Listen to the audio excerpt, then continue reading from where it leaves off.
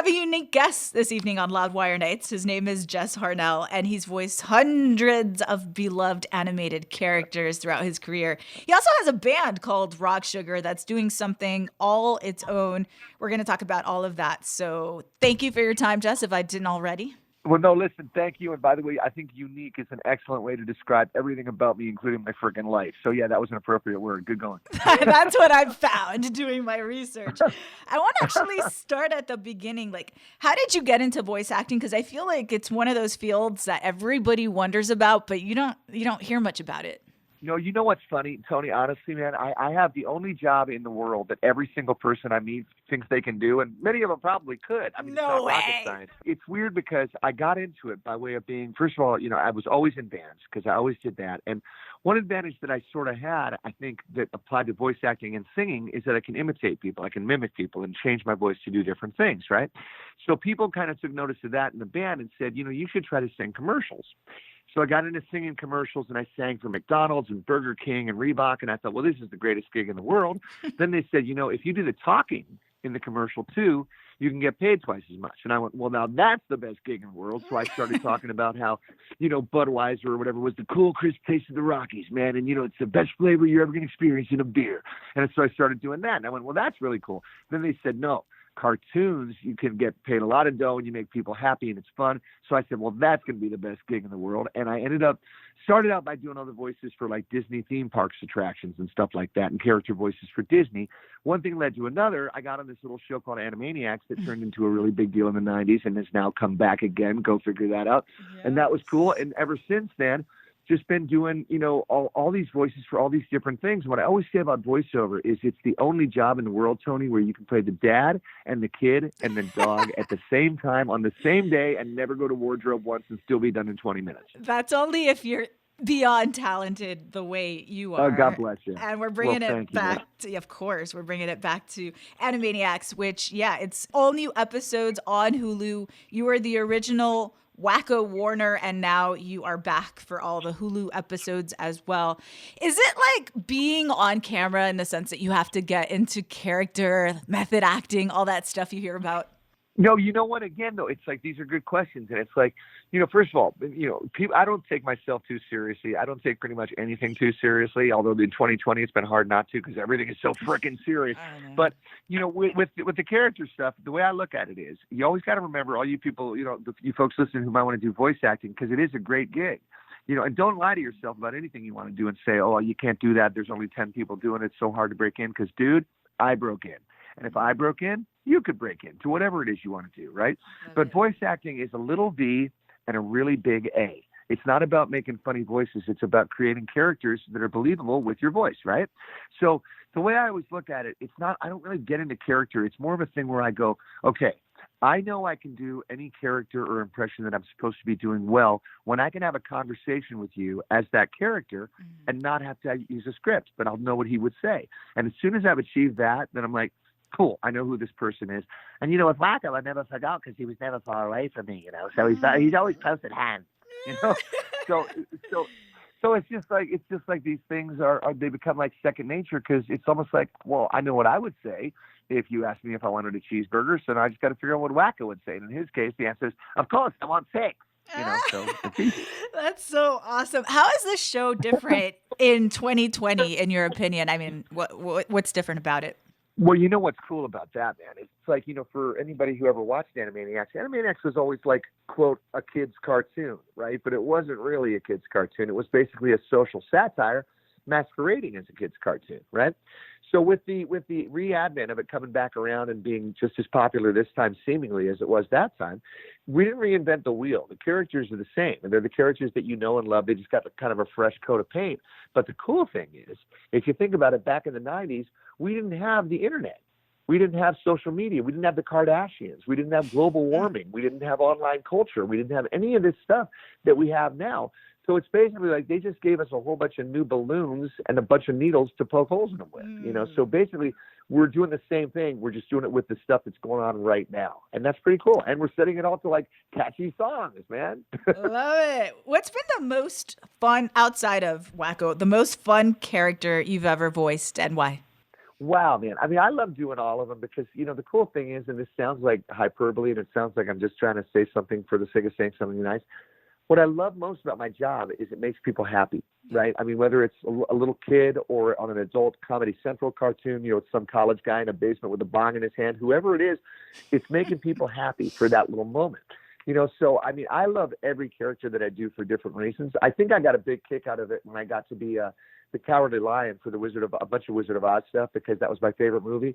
So when I was actually getting to go and being the Cowardly Lion officially, I was like, well, this is the coolest because I grew up with it, And I love the fact that with my job and also with the band, stuff that I loved when I was a kid comes back to the forefront now when I'm a semi-adult, Semi-adult. I love that.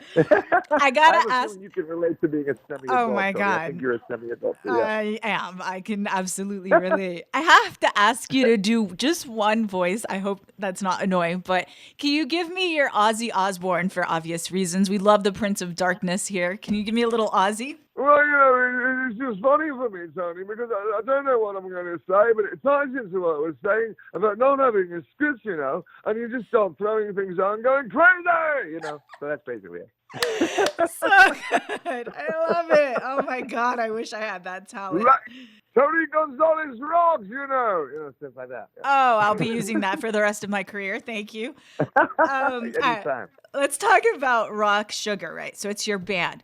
Cool. What they do is they take hard rock music of the 80s and 90s and they smash them with timeless and current pop hits, right? So I was just rocking out to the Adele and Scorpions mashup this morning. So good. Oh, God. As a non-music maker person, I always wonder, like, technically, how is it that these songs that are so different always end up, well, not always, depending on who's doing them, but often end up sounding so well together? Well, the thing is, it's like with Rock Sugar, one of the underlying themes of it is that a great song is a great song, right? And it's like, I mean, it's almost in a bigger way. We're talking about all this diversification and everybody accepting everybody else and stuff like that. And I think it's really foolish to go through life saying, well, I only like one type of music, man, because you can find good things in every type of music if you dig deep enough. So what we try to do is we try to take stuff that should never go together and make it work. Like when we played the Download Festival, as I mentioned to you, we played it a couple of times and we were on the bill with AC/DC this particular day. And one of the songs that we played is called Shook Me Like a Prayer.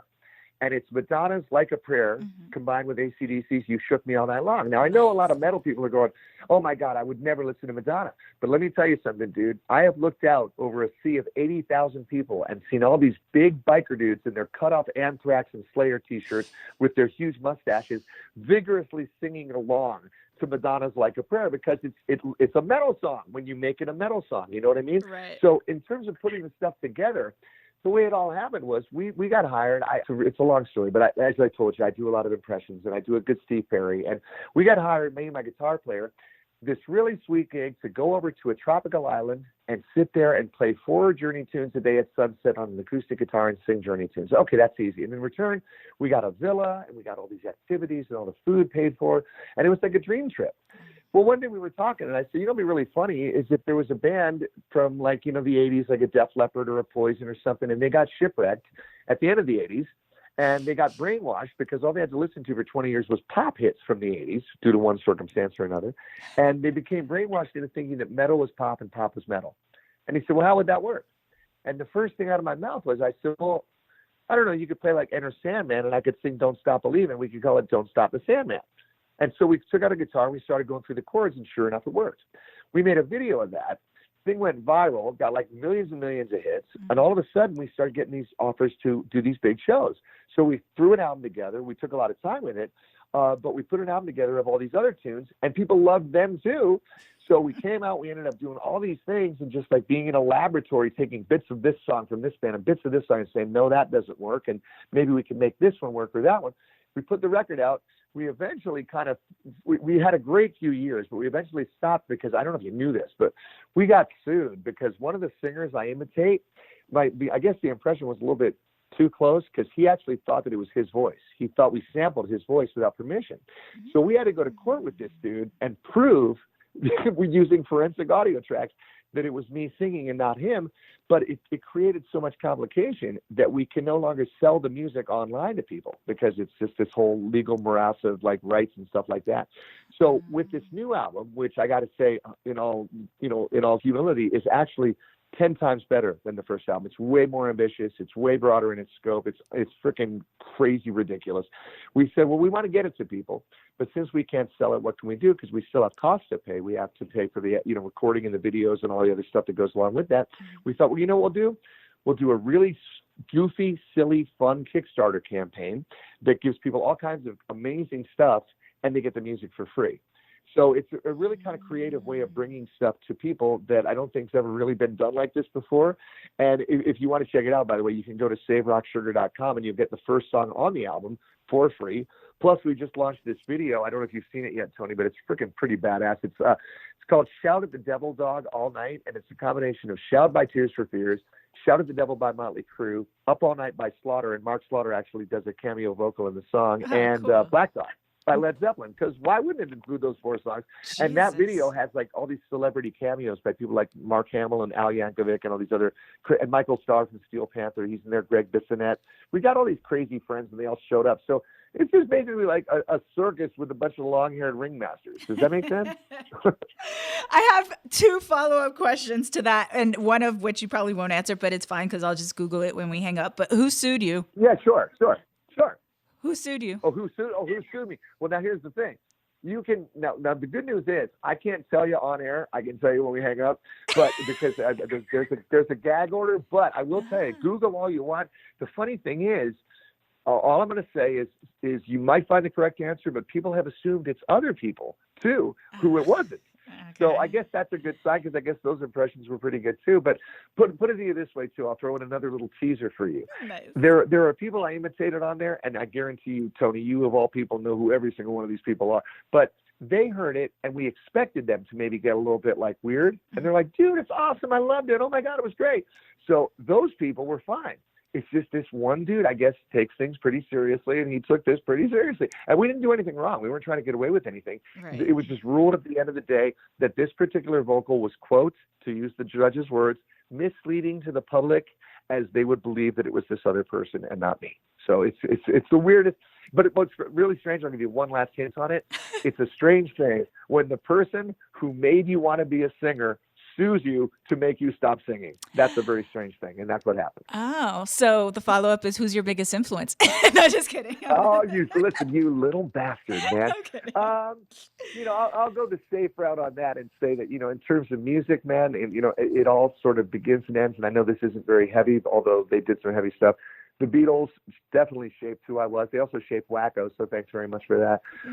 But any great singer, from David Coverdale to Robert Plant to Don Henley to Steve Perry, on down the list, all those guys, they all kind of put something in the pot that made me go, yeah, I love that. But what's really cool, it's so weird, because Rock Sugar is like the perfect project for me, Tony, because it's like, where else would I get to sing like, Ozzy 1 minute and Bryan Adams the next minute? It's a really, really cool thing for somebody who does what I do. I love it. And, you kind of touched on this, but I just wanted to officially say thank you, because there's so many ways to get through this life, and to make your entire career be about putting smiles on people's faces is just amazing. So thank you. Well, dude, no, listen, Tony, that's a very sweet thing to say. And that really is what it's about. It's like when we did this massive press for Animaniacs when it came back, and they all said, what's your take on it? And I said, look, man, I know we're not changing the world with a cartoon, and I know we're not changing the world with a rock band that mashes up songs that shouldn't go together, but they do. But at the end of it all, if for 5 minutes, man, you could make somebody feel a little bit better than they felt before that 5 minutes or that 20-minute cartoon or whatever it is, then I am all in, because there's too much negativity and nastiness in the world, and I don't want to be part of that. Love it. We'll wrap on this one. What else does the future hold for Jess? Like, outside of Animaniacs, the new music on the horizon, what else you got coming up that you'd like to maybe touch on? Well, that's very sweet of you to ask. There's always great stuff happening, and it's like, whether it's the next movie or the next TV show, there's always new stuff that I'm doing in video games, and I don't even remember all the stuff that I do, except when people come up to me and go, "Dude, I love that." And I go, "Was I in it?" And they go, "Yeah." They go, "Oh, that's great, man." So I love that. I love that there's always new things coming. The band thing, I have a feeling when people hear this album, because like I said, and it's not lip service, if I wasn't part of it, I'd be like, "Dude, that first album was good. This thing completely blows it out of the water." Plus, on top of it all, I wrote a novel that's like the first pop culture serial killer thriller, and I just got a big agent involved in that, and I'm hoping that maybe next year that might hit the shelves too, and I'll send you a copy. Totally. I would love to read it. That's so awesome. Such a creative brain. Holy manoli. He's one of the best, ladies and gentlemen. Variety agrees, right? They named Jess Harnell one of the top 10 voice actors in the biz. The music stuff is amazing. How about that? How about it? Rock Sugar is the band coming out with new music. I would love to see you guys live. I'll definitely be following you. It was a pleasure, Jess. All the best, and happy early birthday to you, by the way. Oh, Tony, you are so cool. And listen, everybody, thanks for taking the time to listen to this. Go to SaveRockSugar.com, check out a free tune, and check out all the silly videos that you can see on there, because I hope they'll make you laugh. And Tony, again, thank you to you, and happy holidays. And when we sign off, give me your email, because when the record's done, I'm sending you a copy. Absolutely. Happy holidays to you, Jess. The same to you.